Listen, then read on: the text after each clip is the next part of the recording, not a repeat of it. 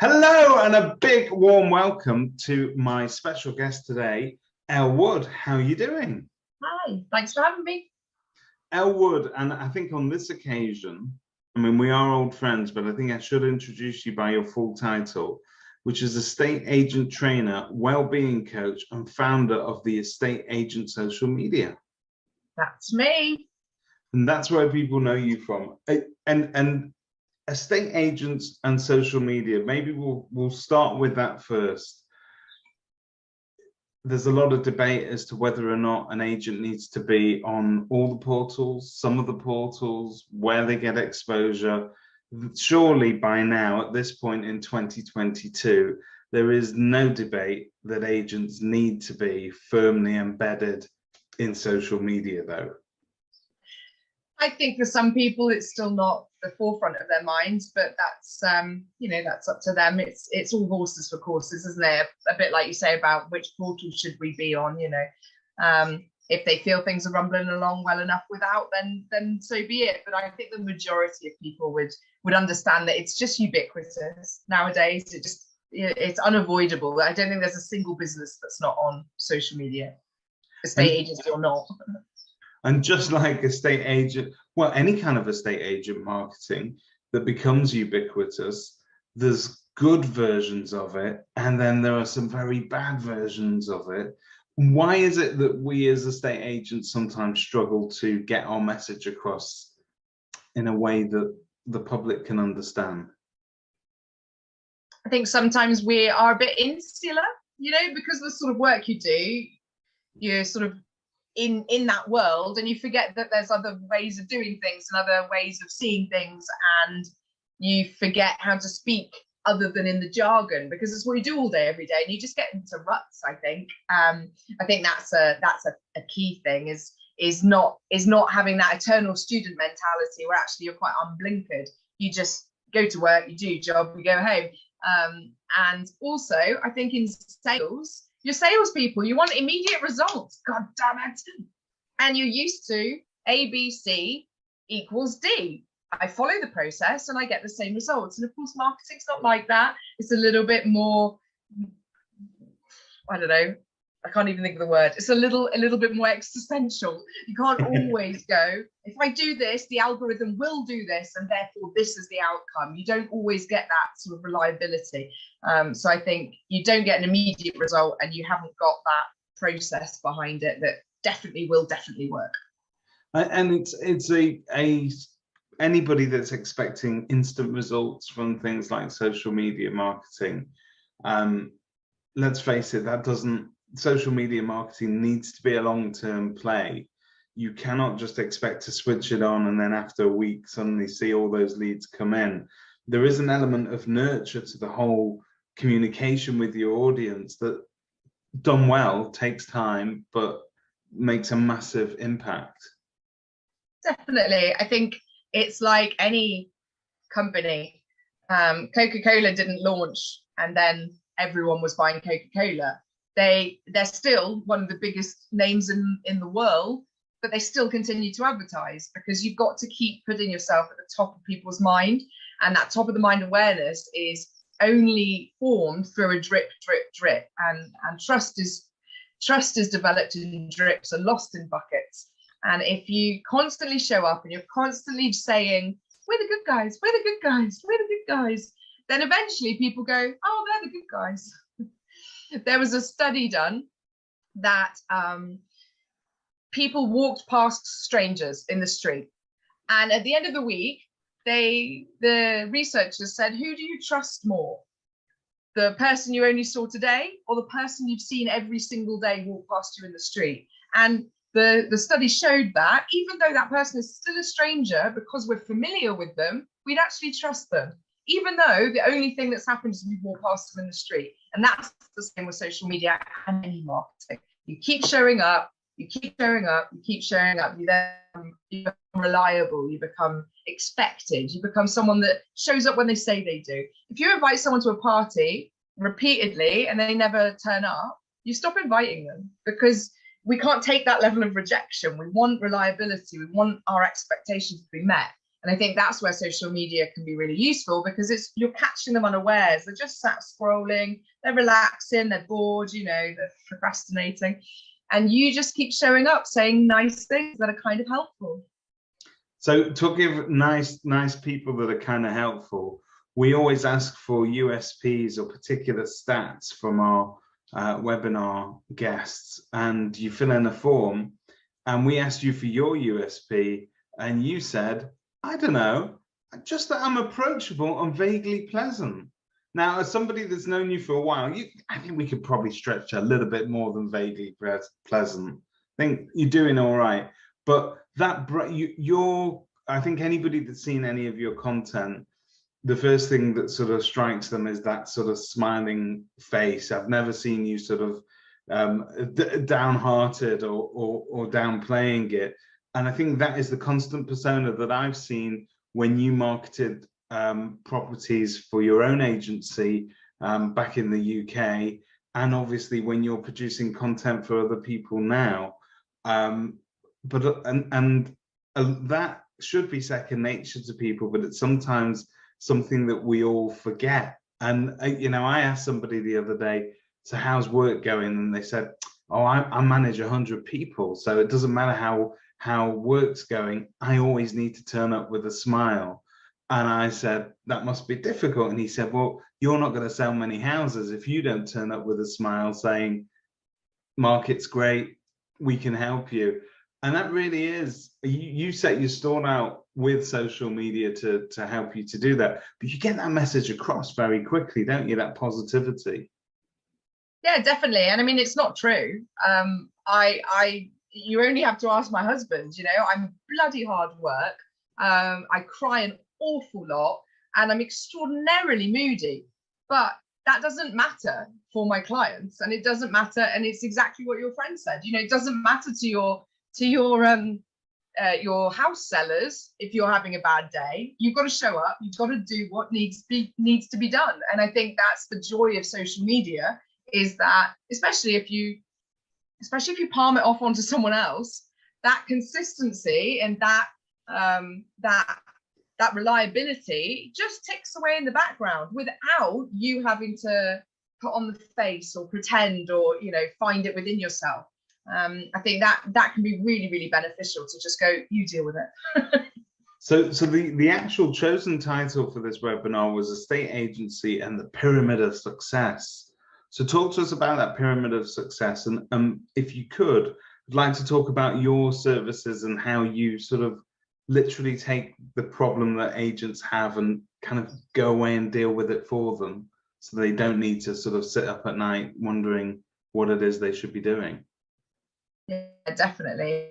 That's certainly the bit I'm trying to remove, because it's all doable. It's just finding the person that can help. So the pyramid of success is, at the top here is digital marketing, right? That's the pinnacle.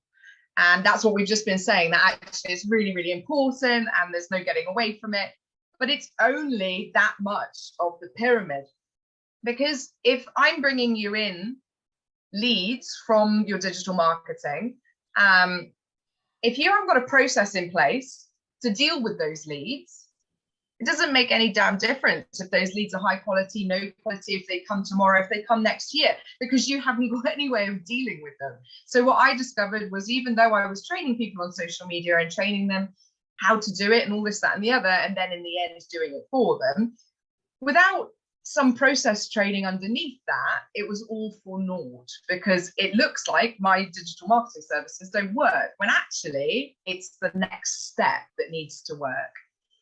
But on top of that, especially after COVID, the bottom of the pyramid, which is the base and the foundation, is that if I give you all the leads, which I'm not promising leads, but if I give you that consistent, reliable showing up on social media from your digital marketing, and then train your team or you and show you how we did it. It's not the only way, it's not the best way, but the way we did it. If you don't feel great and you haven't really got your life goals in place, your values aren't there, and you're pretty miserable, and I don't know, simple things like you're not drinking enough water, then it doesn't matter how good my training is. It doesn't matter how good my digital marketing is. If your well-being isn't the foundation, then none of it's going to get done. And I think COVID, in a way, helped people realize that the importance of mental health and the importance of looking after themselves. And I'm not talking about that kind of toxic positivity where everything's great and everything's totally achievable, because you know what, sometimes stuff isn't achievable. And that's when people like, I think Rob Brady would come into play, because actually he's a step above, beyond me. He's a qualified counsellor. So actually, if you're getting into the realms of mental health, I would signpost you to other places, because, you know, I don't have any of those qualifications other than a knowledge of needing to signpost when appropriate. But I think there is a lot of well-being stuff that is around mindset shifts. And I retrained last year as an NLP practitioner, which is neuro-linguistic programming, timeline therapy and hypnotherapy, to help people unblock some of those sort of trauma-based things that we have in our brains that are holding us back, when actually, if we can remove them, we're letting ourselves move forward. Then we'll carry out the processes properly. Then the digital marketing will work. And I think that's why it's a pyramid of success. So when you talk about NLP, and there's a lot of, I suppose, there's a lot of mystique around these sort of things. Does it work? Does it not work? And I think it's probably been proven over time to be quite effective.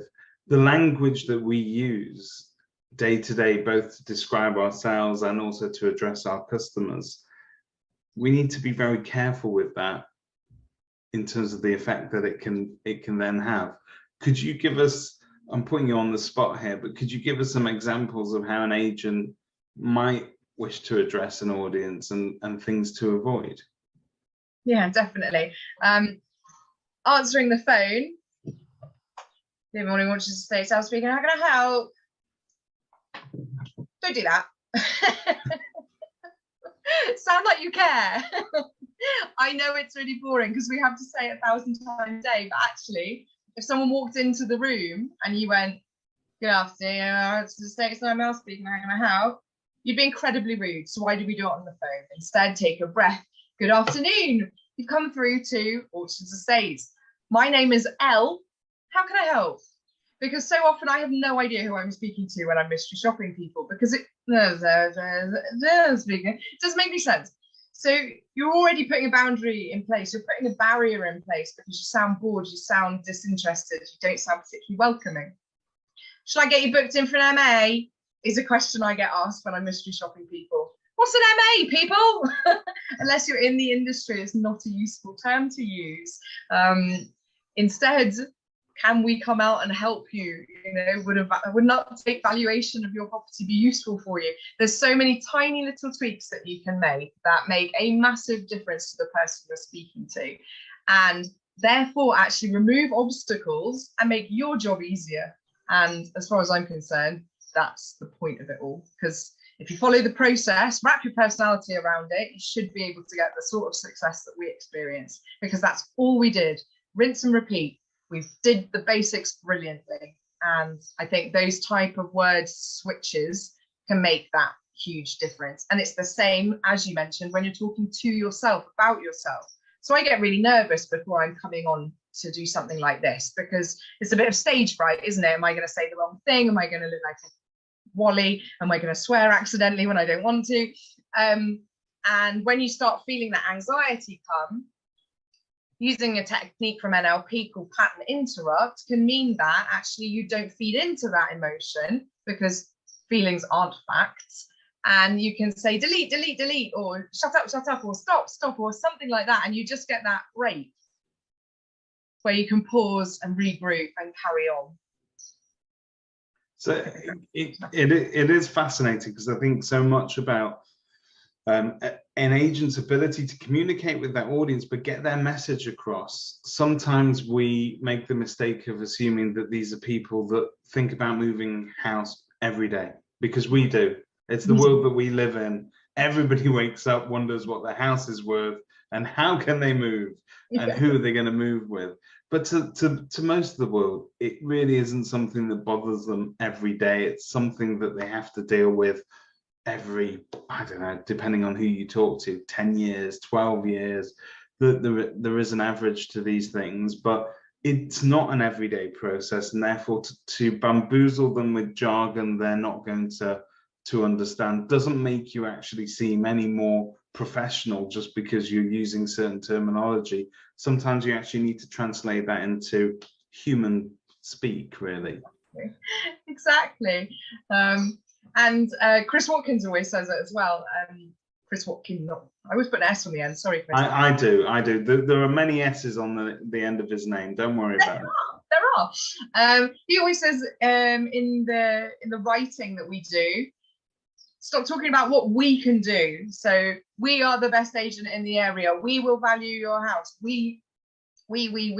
Instead, talk about your client. You might be feeling this. Don't worry. That's fairly normal. Do the feel, felt, found. Even when you're writing, even when you're doing, so I write web copy for people for their websites. And instead of saying we, try and make it about the other person. It's much more interesting. People are ultimately selfish. Everyone wants to know about me. What do I feel? So if you're saying something that connects with them, you're again showing that human side, that and you're demonstrating that you're not the evil estate agent, that you actually have some, or letting agent, both, that you have some empathy, that you give a damn, and you're showing it rather than we do great customer service. Who doesn't? Don't be so silly. Use your words better. And when it comes to being an agent, we are forced to wear so many different hats. So when you're dealing with the public, you are part salesperson, you're also part therapist, you are sometimes a friend, you are sometimes a trusted advisor. You flip, you're a marketeer, you're dealing with their marketing, you're doing your own marketing. There's so many different hats that we have to wear that sometimes you cannot be depending on your team and your structure, you just can't be all things to all people. And it makes sense to sort of hit the pause button and say, Elle, I'd like it done for me. So let's talk about that process and how you sort of make sure that is tailored to the agent's needs. So if I'm that agent and it's getting a little bit too much for me, I am feeling a bit guilty, I'm not doing enough with my social media, all you're seeing is house for sale, house for sale, house for sale, but you're not getting any message through. Where do I start? What's the process with Elle? To work with me to help sort that out? Well, yeah. I mean, it starts from £50 a month, because actually for some agents, if you're only starting out, or you're a one-man band or one-woman band or one non-binary band, then it doesn't really help if I've got options that are £1,000 a month, because you're not going to see the return on your investment. But there's lots of different layers, lots of different ways throughout that. So the way that we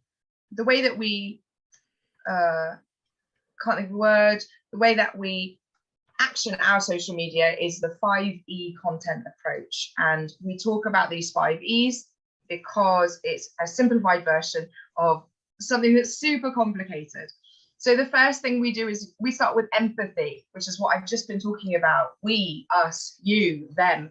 How can we talk to the people that are most likely to be your ideal clients? And how can we think about what they might be feeling, what they might be needing, and what they might be interested in? We don't approach social media like a Rightmove portal. I don't think it needs to be sale house, or letting house. It's kind of tedious. But if you start with empathy and you think about that individual, think about your ideal client, even if it's an amalgamation of lots of different people, think about them and just reduce the overwhelm for yourself. Again, it comes back to your well-being. If you're overwhelmed, you won't do any of it. So just think of that one person. So we start with empathy. From there, we can then educate them, because we can think, well, actually, like you said, they might not have moved for 10 years. So what don't they know? What do they need to know? What are they worrying about that we could easily and quickly, in 250 words, say something helpful? Entertain them. Let's remember that we are human, they are human. Also, it's great for engagement. If something's funny, it's more likely to get shared, which the algorithms prefer. So that works well. And also it reduces those boundaries. It removes those barriers to say, actually, we're not bad people. We're normal people like you. And Empowerment is the fourth one, and it's just an E word because I needed an E for inspire. So everyone's been raving lately, or a little bit ago, about Bridgerton. So even if you haven't got any Regency style homes in your area, I might be living in a new build, but actually I love Bridgerton. So a little piece on social media about how to get the Regency period in my house, that's interesting to me. It's slightly inspiring. And it doesn't matter if I'm not thinking of moving, I still find that content interesting. What new colours are coming out, what plants work well in different rooms, all those sorts of women's magazine type articles. Once you've done those 4 E's, then you've earned the right to e-promote. Because if I buy a women's magazine, I'm buying it for the articles, but there are adverts in between. But when you only post adverts, I'm not going to buy the magazine, I'm not going to follow your Facebook page. If it's just house for sale, unless you're in like a really luxury market where the houses are so aspirational, most of us don't work in those areas. Most of us work in 3-bed semi-land. Correct. And they're not that exciting to look at time and time again. And that's the issue with if you run your agency like any kind of product-led advertising where it's just, this is the 3-bed semi I have for sale right now at this figure. If you're not interested in that, you're just going to scroll past it. Whereas general interest articles, you're bound to get a little bit more traction because it applies to somebody whether they're thinking of selling or not. They might just have an interest in it. Yeah, exactly. And thinking about Facebook, that gives you something to share to local groups. So you're getting your name out there, the algorithm sees the content being shared, but it's not salesy, it's interesting. And you've got to be careful with that because you've got to do it all within the rules of the group and everything like that. But it just gives an extra element of interest, shows that you're a human and shows that you give a damn about the people in front of you. We've done it since 2014 when we opened Orchards Estates. We repeated it here in Spain with our agency here, and that kind of marketing mix is so effective. It's really surprising to me that more people haven't cottoned onto it because it's not that challenging to achieve, but it's all time. And we're lucky. We're lucky because you are, you know, if you're opening an estate agency business today, or even if it's an old business but you want to sort of reestablish its web presence or get its personality out there, in the old days there were only specific conduits that you had to do that. So everybody started with that advert in the yellow pages, so that if anybody was flicking through looking for an estate agent, you'd be there. And then you start with newspaper advertising, but the space is extremely precious, so you don't waste it talking about yourself. You only put your clients' properties in there, and then you don't have the ability to get across that message. And I believe that in that sort of vacuum where you don't have the ability to get your voice or that trustworthiness across to a public, then that's why we ended up with the reputation that we did, because all that we ever got an opportunity to do was very crudely sell, sell, sell. And today we're living in the golden age. You can get that message across in so many different ways, and you don't need to be hard sell to get to your audience. It's amazing. And also the audience is a lot more savvy because of the amount of content out there. I mean, in the 30s, they used to say that it took 7 different touch points for someone to buy from you. But now they think it could be over 20 because there's so many more platforms, there's so much more content available. So I think you've got to try and take advantage of that as much as you can. A lot of estate agents or letting agents aren't ready yet to embrace things like TikTok. But if I was in the UK, that's exactly what I would be doing. Because that's your next generation that are going to come through.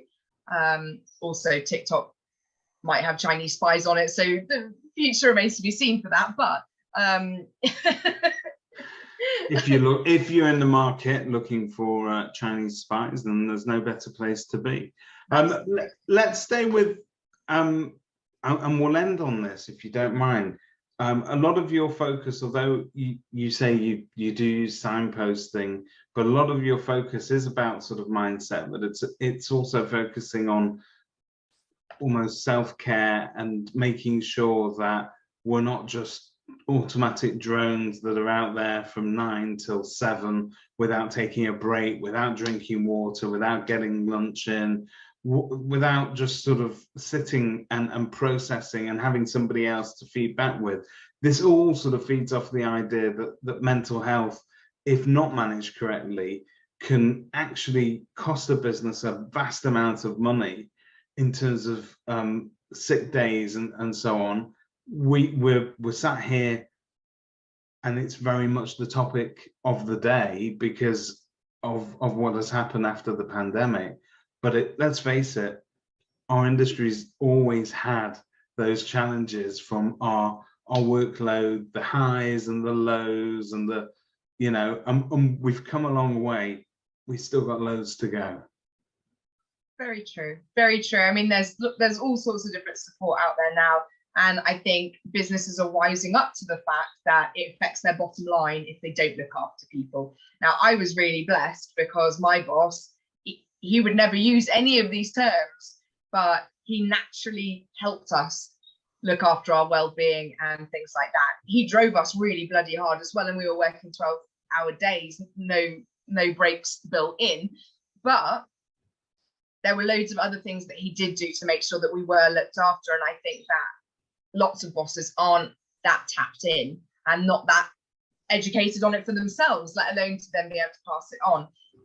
But I think there are changes being made, Agents Together, the mentoring program for one, and people like me that are around as well if you need something extra. It's you know what, that is the best thing, that there is choice, and that if you're looking for assistance, or you're looking for somebody to help you with your marketing, or a trainer, or somebody that's just going to give you that inspiration, you can pick the style and also the things that are important to you. We now have, you know, more than ever before, but there's something there for everybody, isn't there? Absolutely. It's an awesome smorgasbord. There's just a menu of people out there. And I think, again, for me, that comes down to social media and tech and this type of thing, where actually it doesn't matter where you are in the country, you can access those people without having to drive to their office for a meeting. We can all take what we need, and that choice can be overwhelming as well. So sometimes you just have to bite the bullet and suck it and see with someone. But other than that, I think it's very exciting. Give Elle a go. I highly recommend it. People are raving about her service. I've seen a lot of your content online, and it's certainly very impressive.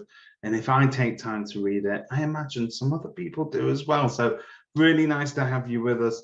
Thank you so much. All your details are on kerfuffle.com, and we will talk to you again. Thank you for having me.